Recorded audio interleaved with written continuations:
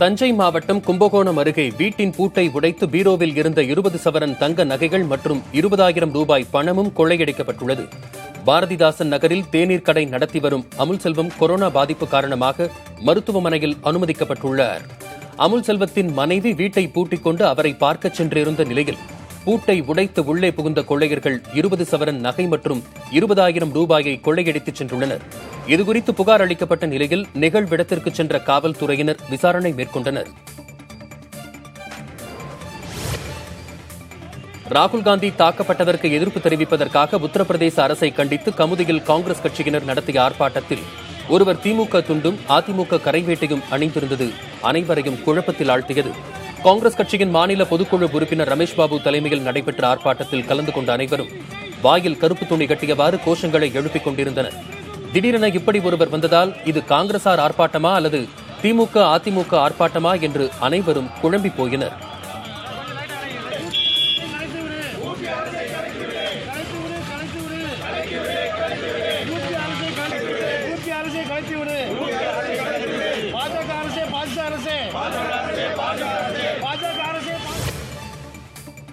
காதலித்து ஏமாற்றியதாக பிக்பாஸ் புகழ் தர்ஷன் மீது 3 பிரிவுகளின் கீழ் வழக்கு பதிவு செய்யப்பட்டுள்ளது. நடிகை ஷனம் ஷெட்டி அளித்த புகாரின் பேரில் அடையாறு மகளிர் காவல்துறையினர் வழக்கு பதிவு செய்துள்ளனர். 2 ஆண்டுகளாக காதலித்து திருமணம் நிச்சயிக்கப்பட்ட நிலையில் தர்ஷன் திருமணம் செய்ய மறுப்பதாக ஷனம் ஷெட்டி புகார் அளித்தார். இதன் அடிப்படையில் தர்ஷன் மீது பெண்கள் வன்கொடுமை தடுப்புச் சட்டம், மோசடி, மிரட்டல் ஆகிய பிரிவுகளின் கீழ் வழக்கு பதிவு செய்யப்பட்டுள்ளது.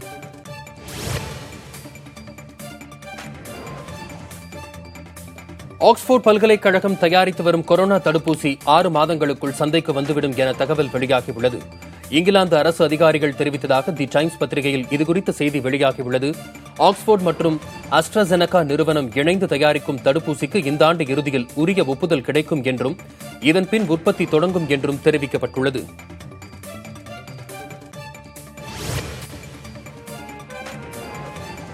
கன்னியாகுமரி மாவட்டம் தக்கலையில் திரைப்பட பின்னணி பாடகர் எஸ்.பி. பாலசுப்ரமணியத்தின் ஓவியத்தை பொதுமக்கள் முன்னிலையில் வரைந்து கலைஞர்கள் மலர்தூவி அஞ்சலி செலுத்தினர்.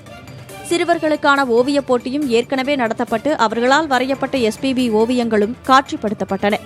எஸ்பிபியின் நினைவை போற்றும் வகையில் தமிழகத்தின் பல்வேறு பகுதிகளிலும் நிகழ்ச்சிகள் நடைபெற்று வருகின்றன.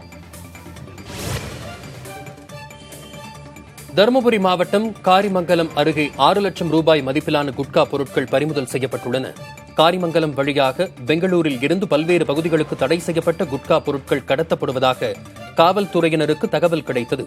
அதன் பேரில் காரிமங்கலம் சோதனைச் சாவடி அருகே காவல்துறையினர் வாகன தணிக்கையில் ஈடுபட்டிருந்தனர். அப்போது வழியாக வந்த சரக்கு வாகனத்தை சோதனை செய்தபோது 70 மூட்டைகளில் குட்கா பொருட்கள் இருப்பது தெரியவந்தது. இதனையடுத்து குட்காவை பறிமுதல் செய்ததோடு இருவரை கைது செய்து விசாரணை மேற்கொண்டு வருகின்றனர். சென்னையில் ஒருதலை காதலால் பெண்ணின் குடும்பத்தை தீ வைத்து கொல்ல முயன்ற இளைஞர் கழுத்தறுத்து தற்கொலை செய்து கொண்டார். வளசரவாக்கத்தைச் சேர்ந்த முத்துகிருஷ்ணன் என்பவரது வீட்டில் தங்கியிருந்த ஜீவானந்தம் என்பவர் அவரது மகளை ஒருதலையாக காதலித்ததாக கூறப்படுகிறது. இந்நிலையில் யாரையும் திருமணம் செய்யக்கூடாது என கூறி முத்துகிருஷ்ணனின் வீட்டிலிருந்த சமையல் எரிவாயு சிலிண்டரை திறந்துவிட்டு தீ வைத்து விடுவதாக மிரட்டிய ஜீவானந்தத்தை அவரது குடும்பத்தினர் வெளியே தள்ளியுள்ளனர். இதனால் ஆத்திரமடைந்த அவர் கண்ணாடி துண்டுகளால் கழுத்தை அறுத்து தற்கொலை செய்து கொண்டார். இதுகுறித்து காவல்துறையினர் விசாரணை நடத்தி வருகின்றனர். நெல்லை மாவட்டம் நாங்குநேரியில் முன்னாள் ராணுவ வீரர் ஒருவர் கிராம மக்களை ஒருங்கிணைத்து குளத்தை தூர்வாரி வருகிறார். முன்னாள் ராணுவ வீரரான இசைக்குமுத்து தனது சொந்த ஊரான நாங்குநேரியில் வசித்து வருகிறார். படித்த இளைஞர்களுக்கு வேலைவாய்ப்புக்காக வழிகாட்டுவது, போட்டித் தேர்வுகள் குறித்த ஆலோசனைகளை தருவது என சேவைகளை ஆற்றி வருகிறார். தற்போது கிராம மக்களை ஒருங்கிணைத்து நாங்குநேரியில் உள்ள பள்ளங்குழி என்ற குளத்தை தூர்வாரும் பணியில் ஈடுபட்டிருக்கிறார். பிளாஸ்டிக் கழிவுகளை அகற்றுவது, முட்செடிகளை வெட்டி அகற்றுவது உள்ளிட்ட பணிகளை மேற்கொண்டு வருகிறார்கள். இப்பணிகளில் ஈடுபட்டிருப்போருக்கு இசைக்குமுத்து தனது சொந்த செலவில் உணவு, குடிநீர், தேநீரும் வழங்கி வருகிறார். தென்காசி மாவட்டம் செங்கோட்டையில் இருசக்கர வாகனத்துக்குள் புகுந்த நல்ல பாம்பு மீட்கப்பட்டது. அர்ஜுன்தாஸ் என்பவர் செங்கோட்டை ரயில் நிலையத்தில் எலக்ட்ரிக்கல் பிரிவில் பணியாற்றி வருகிறார். ரயில் நிலையம் அருகே நிறுத்தப்பட்டிருந்த அவரது இருசக்கர வாகனத்தில் பாம்பு இருப்பதை அறிந்த அவர் தீயணைப்பு துறையினருக்கு தகவல் அளித்தார். விஷத்தன்மையுள்ள நல்ல பாம்பை பைக்கின் சீட்டின் அடியிலிருந்து மீட்ட தீயணைப்பு துறையினர் வனத்துறையிடம் ஒப்படைத்தனர். சிவகங்கை மாவட்டம் மானாமதுரை அரசு மருத்துவமனையில் 30 ஆண்டுகள் பழமையான மரம் ஒன்று சாய்ந்தது. மருத்துவமனையின் நுழைவாயில் பகுதியில் பிரசவ வார்டு கட்டிடத்தின் அருகே அடர்ந்து வளர்ந்திருந்த இந்த மரம் வெயில் காலங்களில் பல மீட்டர் தூரத்திற்கு நிழல் கொடுத்து வந்தது. மருத்துவமனைக்கு வரும் நோயாளிகள், பார்வையாளர்கள் அனைவரும் இளைப்பாற இடம் தந்த மரம் பல வருடங்களாக பறவைகளின் வாழ்விடமாகவும் திகழ்ந்தது. அடிப்பகுதி சேதமானதால் சாய்ந்த மரத்தை வெட்டி அப்புறப்படுத்தும் நடவடிக்கையை மருத்துவமனை நிர்வாகம் மேற்கொண்டது.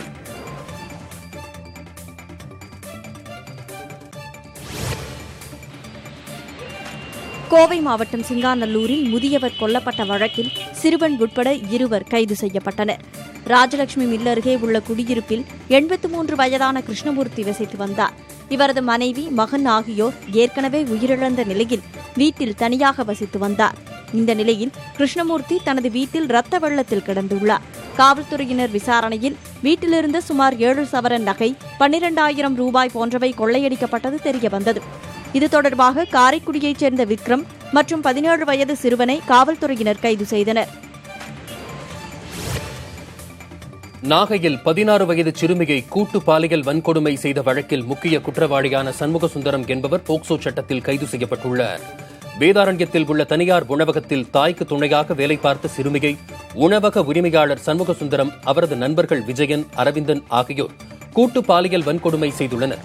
இதற்கு அரவிந்தனின் மனைவி துர்காதேவி உடந்தையாக இருந்ததாக கூறப்படுகிறது. இது தொடர்பாக பாதிக்கப்பட்ட சிறுமி காவல் நிலையத்தில் புகார் அளிக்க 3 பேரை காவல்துறையினர் கைது செய்தனர். உணவக உரிமையாளர் சண்முகசுந்தரத்தின் சகோதரர் காவல்துறையில் பணியாற்றுவதால் அவர் கைது செய்யப்படாமல் இருந்ததாக தெரிகிறது. இதனால் உண்ணாவிரத போராட்டத்தில் ஈடுபட உறவினர்கள் திட்டமிட்டிருந்த நிலையில் சண்முகசுந்தரம் கைது செய்யப்பட்டுள்ளார். புதுக்கோட்டையின் பிரதான சாலையில் நடந்து சென்ற பெண்ணிடமிருந்து 16 சவரன் தங்கச்சங்கிலியை பறித்துச் சென்றவர்களை காவல்துறையினர் தேடி வருகின்றனர். புதுக்கோட்டை கீழ 2ஆம் வீதியைச் சேர்ந்தவர் சரவணன், இவரது மனைவி உண்ணாமலை மகளுடன் கீழராஜ வீதியில் நடந்து சென்று கொண்டிருந்தார். அப்போது 2 சக்கர வாகனத்தில் வந்த மர்ம நபர்கள் உண்ணாமலை கழுத்தில் அணிந்திருந்த 16 சவரன் தங்க நகையை பறித்துவிட்டு தப்பிச் சென்றனர். சிசிடிவி கேமராவில் பதிவான காட்சி மூலம் நகையை பறித்துச் சென்றவர்கள் குறித்து காவல்துறையினர் விசாரணை மேற்கொண்டு வருகின்றனர். புதுச்சேரியில் சைக்கிள் பயன்பாடு குறித்து விழிப்புணர்வு ஏற்படுத்தும் வகையில் சிறுவர் முதல் பெரியவர் வரை 200க்கும் மேற்பட்டோர் சைக்கிளில் பேரணியாக சென்றனர். தனியார் தொண்டு நிறுவனம் சார்பில் ஏற்பாடு செய்யப்பட்டிருந்த இந்நிகழ்ச்சியை முதல்வர் நாராயணசாமி, சட்டப்பேரவை உறுப்பினர் லட்சுமி நாராயணன் ஆகியோர் தொடக்கி வைத்தனர். உடல் ஆரோக்கியத்தில் முக்கிய பங்கு வகிக்கும் சைக்கிள் பயணத்தை அனைவரும் மேற்கொள்ள வேண்டும் என்ற கருத்தை வலியுறுத்தியவாறு பேரணியில் பங்கேற்றவர்கள் நகரின் பல்வேறு பகுதிகளில் வலம் வந்தனர்.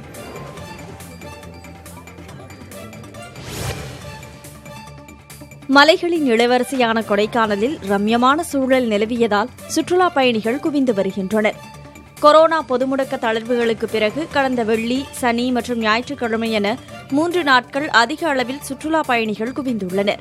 பூங்காக்கள் மட்டும் திறக்கப்பட்டிருக்கும் நிலையில் பூங்காவை சுற்றி பார்த்துவிட்டு ஏரிச்சாலையில் உள்ள வணிக கடைகளில் பொருட்கள் வாங்க முகக்கவசங்களுடன் ஏராளமான சுற்றுலா பயணிகள் உலா வருகின்றனர். நீண்ட நாட்களுக்கு பின்னர் சுற்றுலா பயணிகளின் எண்ணிக்கை உயர்ந்திருப்பது மகிழ்ச்சியை அளித்திருப்பதாக ஏரிச்சாலை வணிகர்கள் கூறுகின்றனர். கோவை மாவட்டம் வால்பாறையில் ஞாயிற்றுக்கிழமை என்பதால் சுற்றுலா பயணிகள் வரத்து அதிகரித்தது. வால்பாறை பகுதிக்கு கடந்த 3 நாட்களாக சுற்றுலா பயணிகளின் வரத்து அதிகரித்துள்ளது. கடந்த 3 நாட்களில் சுமார் 20,000க்கும் அதிகமானோர் வால்பாறை வந்துள்ளனர். விடுமுறை நாட்களில் பயணிகள் வால்பாறைக்கு வருவதால் கொரோனா தொற்று அதிகரிக்கும் என்று மக்கள் அச்சத்தில் உள்ளனர். வால்பாறை அருகே உள்ள கூழாங்கல் ஆற்றில் சுற்றுலா பயணிகளின் வரத்து அதிகம் இருந்தது. இதையடுத்து நகராட்சி ஆணையர் உத்தரவின்படி முகக்கவசம் அணியாதவர்களுக்கு 100 ரூபாய் அபராதம் விதித்து முகக்கவசம் வழங்கப்பட்டது. தருமபுரி மாவட்டத்தில் தக்காளி வரத்து அதிகரிப்பால் 1 கிலோ 6 ரூபாய்க்கு விற்பனையாவதாக விவசாயிகள் வருந்துகின்றனர். பாலக்கோடு, காரிமங்கலம், மாரண்டஹள்ளி, பஞ்சப்பள்ளி உள்ளிட்ட பகுதிகளில் சுமார் 10,000 ஏக்கர் பரப்பளவில் தக்காளி சாகுபடி செய்யப்பட்டுள்ளது. இந்நிலையில் தற்போது பெய்து வரும் தொடர் மழையால் தக்காளி விளைச்சல் அதிகரித்துள்ளது. இதனால் விலை கடுமையாக சரிந்து 1 கிலோ 6 ரூபாய்க்கு விற்பதால் கூலிக்கு கூட கட்டுப்படியாகாத நிலை ஏற்பட்டிருப்பதாக விவசாயிகள் வருந்துகின்றனர். விலை உயர்ந்த 2 சக்கர வாகனங்களை திருடுவதை வாடிக்கையாக கொண்டிருந்த கொள்ளையர்கள் சமூக வலைதளம் வாயிலாக சிக்கியுள்ளனர். அவர்களிடமிருந்து 10 2 சக்கர வாகனங்கள் பறிமுதல் செய்யப்பட்டன. ஹொசூரின் பல்வேறு பகுதியில் தொடர்ந்து புல்லட், பல்சர் உள்ளிட்ட அதிக விலையுடைய 2 சக்கர வாகனங்கள் திருட்டு போனதாக புகார் எழுந்தது. இந்நிலையில் ராம்ஜி என்பவர் தனது 2 சக்கர வாகனத்தை காணவில்லை எனவும், தகவல் தெரிந்தால் பதிவிடுங்கள் எனவும் குறிப்பிட்டு புகைப்படங்களை ஃபேஸ்புக் மற்றும் ட்விட்டரில் பதிவிட்டிருந்தார். இதனையடுத்து வாகனம் குறித்து ஒரு நபர் தகவல் தெரிவித்ததை தொடர்ந்து ஹொசூர் காவல்துறையினர் தீவிர விசாரணை மேற்கொண்டு திருப்பத்தூர் மாவட்டத்தைச் சேர்ந்த இருவரை கைது செய்தனர்.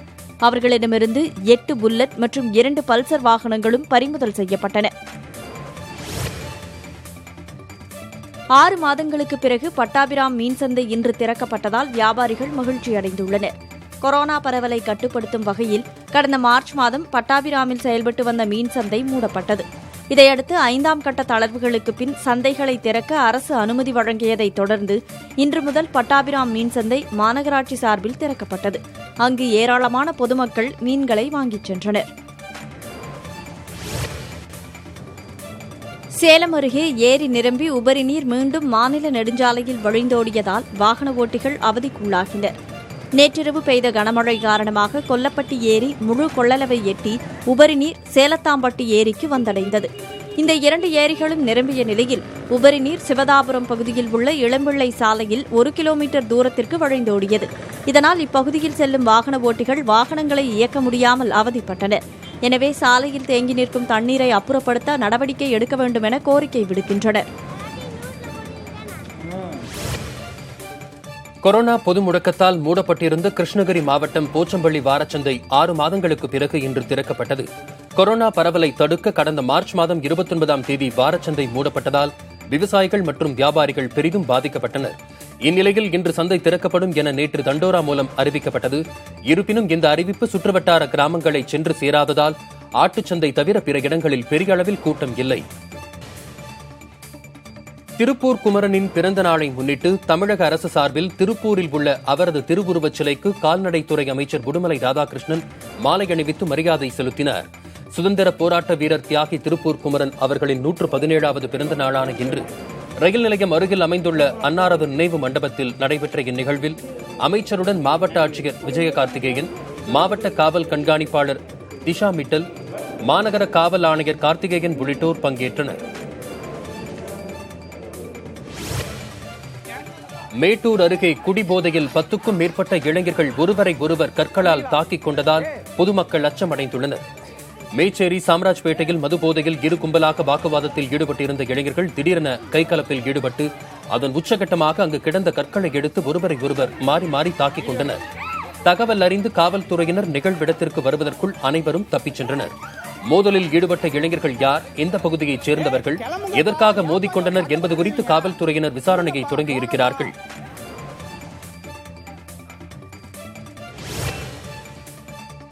காவிரி நீர்பிடிப்பு பகுதிகளில் பெய்து வரும் மழை காரணமாக காவிரி ஆற்றில் தருமபுரி மாவட்டம் திலிகுண்டுலுவுக்கு நீர்வரத்து 12,000 கன அடியாக அதிகரித்துள்ளது. காவிரி நீர்பிடிப்பு பகுதிகளில் தொடர் மழை காரணமாக தமிழக எல்லையான திலிகுண்டுலுவிற்கு நீர்வரத்து 10,000 கன அடியிலிருந்து 12,000 கன அடியாக அதிகரித்துள்ளது. இதனால் ஒகேனக்கல் மெயினருவி, ஐந்தருவி உள்ளிட்ட அருவிகளில் நீர் ஆர்ப்பரித்து கொட்டுகிறது. ராமநாதபுரம் மாவட்டம் கமுதி அருகே பெண் தெய்வத்தை ஆண்கள் மட்டும் வழிபடும் வினோத திருவிழா நடைபெற்றது. முதல்நாடு கிராமத்தில் உள்ள எல்லைப்பிடாரி அம்மனுக்கு பீடம் அமைத்து புரட்டாசி மாதத்தில் ஆண்கள் மட்டும் வழிபடும் திருவிழா நடைபெறுவது வழக்கம். திருவிழாவை முன்னிட்டு கமுதி மற்றும் அதன் சுற்றுவட்டார பகுதிகளில் இருந்து 3,000க்கும் மேற்பட்ட ஆண்கள் ஒன்று கூடி பீடம் அமைத்து 50 செம்மறி கிடாய்களை பலியிட்டு கைக்குத்தல் பச்சரிசி சாதத்தை பனைவோலை மட்டையில் பரிமாறி உண்டனர். அதனைத் தொடர்ந்து எல்லைப்பிடாரி அம்மனை வழிபட்டுச் சென்றனர்.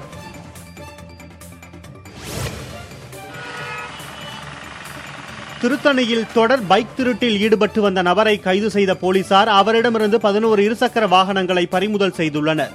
ஆர்கேபேட்டை, பள்ளிப்பட்டு சுற்றுவட்டார பகுதிகளில் பைக் திருட்டு சம்பவங்கள் அதிகரித்து வந்த நிலையில் 2 தினங்களுக்கு முன்பு திருடனை பிடித்த பொதுமக்கள் காவல்துறைக்கு தகவல் கொடுத்தனர். சம்பவ இடத்திற்கு விரைந்து சென்ற போலீசார் பொதுமக்கள் பிடித்த நபரை மீட்டு காவல் நிலையத்திற்கு அழைத்துச் சென்றனர். விசாரித்ததில் அந்த நபர் திருநெல்வேலியைச் சேர்ந்த டொமினிக் அலெக்ஸ் என்பதும் 8 ஆண்டுகளாக திருத்தணியில் வாடகை வீட்டில் தனியாக வசித்து வருவதும் பல்வேறு பகுதிகளில் பைக் திருடி விழுப்புரத்தில் விற்று வருவதை தொழிலாக செய்து வந்ததும் தெரியவந்தது.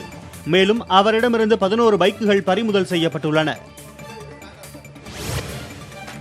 கடலூர் மாவட்டம் நெல்லிக்குப்பம் பகுதியில் தடை செய்யப்பட்ட குட்கா பொருட்களை காய்கறி லாரியில் மறைத்து வைத்து விற்பனை செய்து வந்த 2 கைது செய்யப்பட்டனர். கடலூர் மாவட்டத்தில் பல இடங்களில் குட்கா பொருட்கள் விற்பனை செய்யப்படுவதாக காவல்துறையினருக்கு தகவல் கிடைத்தது. இந்நிலையில் நெல்லிக்குப்பம் பகுதியில் நடைபெற்ற வாகன சோதனையில் லாரி ஒன்றில் காய்கறிகளுக்கு அடியில் மூட்டை மூட்டையாக குட்கா பொருட்களை மறைத்து வைத்திருப்பது கண்டுபிடிக்கப்பட்டது. இதனையடுத்து 10 லட்சம் ரூபாய் மதிப்பிலான குட்கா பொருட்களை பறிமுதல் செய்த காவல்துறையினர் 2 பேரை கைது செய்தனர். ஹொசூர் கெலவரப்பள்ளி அணைக்கு தொடர்ந்து 4வது நாளாக நீர்வரத்து அதிகரித்துள்ளது. கர்நாடக மாநிலத்தில் தென்பெண்ணை ஆற்று நீர்பிடிப்பு பகுதிகளில் பெய்து வந்த கனமழையால் தொடர்ந்து அணைக்கு நீர்வரத்து அதிகரித்து வருகிறது. காலை அணைக்கு நீர்வரத்து 720 கன அடி உள்ள நிலையில் அணையிலிருந்து தென்பெண்ணை ஆற்றில் வினாடிக்கு 808 கன அடி தண்ணீர் வெளியேற்றப்பட்டது. அணையிலிருந்து தென்பெண்ணை ஆற்றில் அதிக அளவு நீர் திறக்கப்பட்டதால் ஆற்றில் ஆங்காங்கு ரசாயன நுரை தேங்கி மிதந்து சென்றது. காஞ்சிபுரத்தில் பிரசித்தி பெற்ற பாண்டவ பெருமாள் கோயில் அருகே புரட்டாசி சனிக்கிழமையொட்டி வைக்கப்பட்ட அத்திவரதர் சிலை பக்தர்களை வெகுவாக கவர்ந்துள்ளது. 40 ஆண்டுகளுக்கு ஒருமுறை வெளிப்படும் அத்திவரதர் கடந்த 2019ஆம் ஆண்டு வெளிப்பட்டு 48 நாட்கள் தரிசனம் தந்தபின் அனந்தசரஸ் குளத்தில் உள்ள நீராழி மண்டபத்தில் வைக்கப்பட்டார். அத்திவரதரை மீண்டும் 2059ஆம் ஆண்டுதான் தரிசிக்க முடியும் என்ற நிலையில் தற்போது பாண்டவ பெருமாள் கோயில் சன்னதி தெருவில் உள்ள பொய்யாமுடி விநாயகர் கோயிலில் அத்திவரதர் சிலை வைக்கப்பட்டுள்ளது. தத்ரூபமாக அலங்கரிக்கப்பட்ட அத்திவரதரை பக்தர்கள் ஆர்வத்தோடு தரிசித்தனர். திருவாரூர் மாவட்டத்தில் தொடர்ந்து மழை பெய்து வருவதால் ஆறுகளில் குறைந்த அளவு தண்ணீரை திறந்துவிட விவசாயிகள் வலியுறுத்துகின்றனர். மாவட்டத்தில் இந்த ஆண்டு சுமார் 3 லட்சம் ஏக்கர் பரப்பளவில் சம்பா சாகுபடி பணிகளில் விவசாயிகள் ஈடுபட்டு வருகின்றனர். இந்நிலையில் கடந்த சில நாட்களாக டெல்டா மாவட்டங்களில் தொடர்ந்து மழை பெய்து வருகிறது. எனவே ஆறுகளில் வரக்கூடிய தண்ணீர் நேரடியாக கடலுக்கு செல்லக்கூடிய நிலை உருவாகி இருப்பதால் குறைந்த அளவு தண்ணீரை திறந்துவிட விவசாயிகள் கோரிக்கை விடுக்கின்றனர். காஞ்சிபுரம் தேரடி பகுதியில் உள்ள காதி பவனில் கொலு பொம்மை கண்காட்சி துவங்கியது. நவராத்திரியை முன்னிட்டு ஒவ்வொரு ஆண்டும் கோவில்களிலும் சிலர் இல்லங்களிலும் கொலு வைத்து அக்கம்பக்கத்தினரை அழைத்து வழிபடுவது வழக்கம். அந்த வகையில் இந்த ஆண்டு நவராத்திரி விழா வரும் 16ஆம் தேதி துவங்கவுள்ள நிலையில் சர்வோதய சங்க வளாகத்தில் கொலு பொம்மைகள் விற்பனைக்காக வைக்கப்பட்டிருக்கின்றன.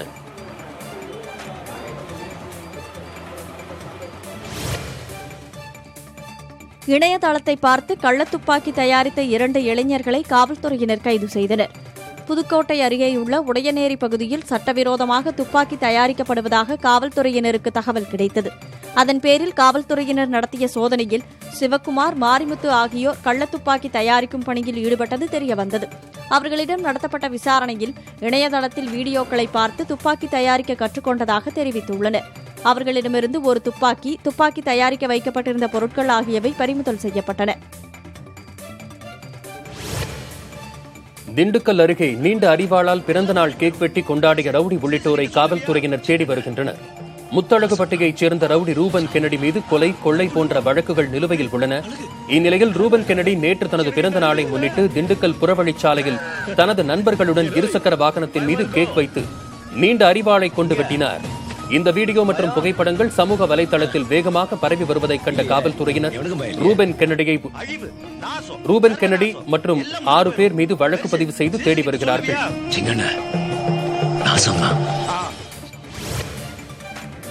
டாக்டர் அப்துல் கலாமின் பசுமை புரட்சி திட்டத்தை மக்களிடம் எடுத்துச் செல்லும் விதமாக ஹோசூரில் இருந்து சென்னை நோக்கி சைக்கிள் பயணத்தை தொடங்கியுள்ளார் இளைஞர் ஒருவர். கிருஷ்ணகிரி மாவட்டம் ஓசூரில் சிவில் என்ஜினியராக பணியாற்றி வரும் சத்தியமூர்த்தி என்னும் அவர் இந்த 350 கிலோமீட்டர் பயணத்தில் வழிநெடுகிலும் இளைஞர்கள் மற்றும் பொதுமக்களை சந்தித்து மரக்கன்றுகள் நடுவதன் பலனை விளக்கிச் சொல்கிறார். இதனால் பசுமை புரட்சி ஏற்படுவதுடன் மழை வளம் பெருகும், தூய்மையான காற்றும் கிடைக்கும் என அவர் தெரிவித்திருக்கிறார். அரியலூரில் ஒரே நாளில் 50 கிராமங்களில் 1 லட்சம் பனை விதைகளை நடும் முயற்சியில் 1000க்கும் அதிகமானோர் ஈடுபட்டுள்ளனர். அரியலூர் மாவட்டத்தில் நிலத்தடி நீர்மட்டத்தை காக்கவும் மேம்படுத்தவும் அரியலூர் சோலைவனம் அமைப்பின் மூலம் கடந்த 1 மாதமாக 1 லட்சம் பனை விதைகளை சேகரித்து வந்தனர். இதனையடுத்து இன்று ஒரே நாளில் அரியலூர், ஒட்டக்கோவில், பொய்யாதநல்லூர், ஆனந்தவாடி, ஆயனாத்தூர், கல்லமேடு உள்ளிட்ட 50 ஊர்களில் பனை விதையை விதைத்து வருகின்றனர். இப்பணியில் 1200 பேர் ஈடுபட்டுள்ளனர். கன்னியாகுமரி மாவட்டம் கண்டன்விளை குழந்தை இயேசு தேவாலயத்தில் தேர் திருவிழா கொரோனா கட்டுப்பாடுகளோடு நடைபெற்றது. கடந்த 26ஆம் தேதி திருவிழா தொடங்கிய நிலையில் நேற்று இரவு தேர் பவனி நடைபெற்றது. சாலையில் நடைபெறும் தேர் திருவிழா கொரோனா கட்டுப்பாடு காரணமாக ஆலய வளாகத்திலேயே நடைபெற்றது. முன்னதாக தேவாலயத்துக்கு வந்தவர்களுக்கு முகக்கவசம் வழங்கப்பட்டது. மேற்கு வங்கத்தில் வனப்பகுதியை விட்டு வெளியேறிய யானை கூட்டம் வயல்வெளியின் அருகே நடமாடின.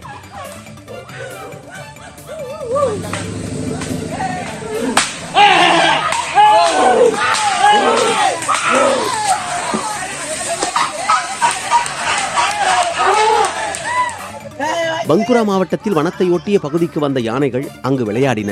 வயல்வெளியில் நின்றிருந்த கிராமத்தினரை கண்டு வனத்துக்குள்ளேயே திரும்பிச் சென்றன.